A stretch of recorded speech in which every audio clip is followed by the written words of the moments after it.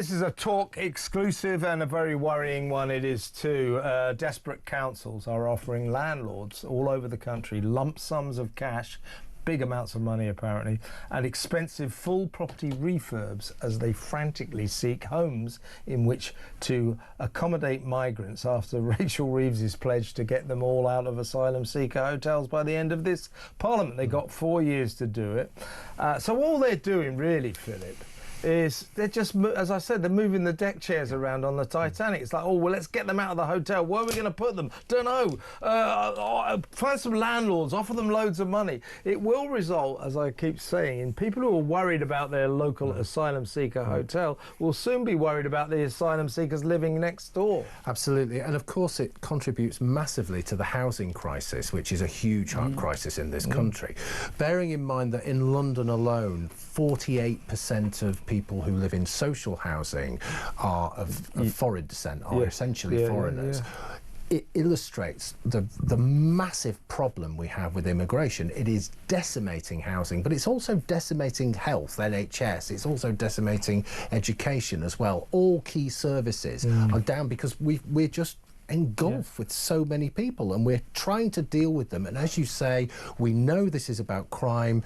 We know it's particularly about sexual crimes and sexual abuse.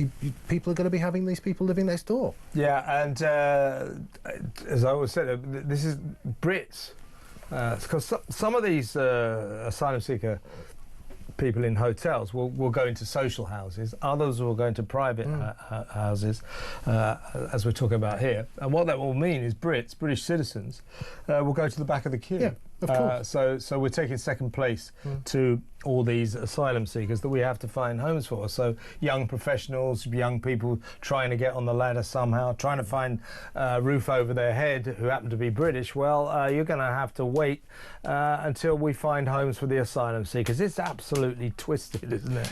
It really is, and especially if, you know, if you work hard, you're paying tax, you're trying to raise a family, you're trying to generally be a good citizen.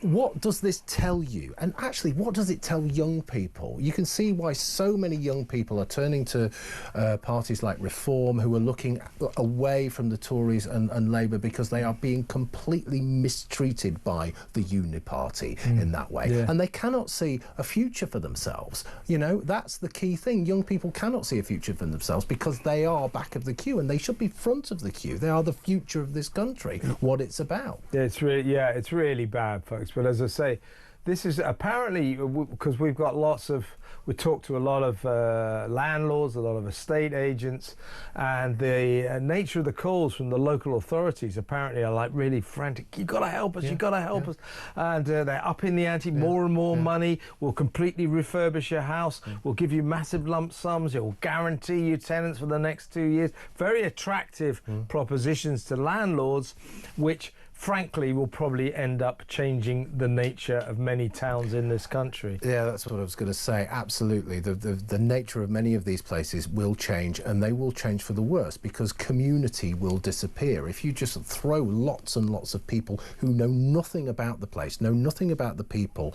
We just saw in Ballymena not long ago, didn't we, all the trouble on the streets there. That's why there are so many many immigrants there that people are frightened of them, and rightly so. Yeah, well, of course, with Ballymena, this is what is very, very worrying, because this issue is bubbling under fit to burst, and that is we're talking about migrants coming over here and committing crimes, but it's clear that they're starting to commit sex crimes, and local communities, when they find out about that, like they did in Ballymena, are likely to erupt, and a lot of people are fearing that there might be a lot of riots across the country, just as there were last summer.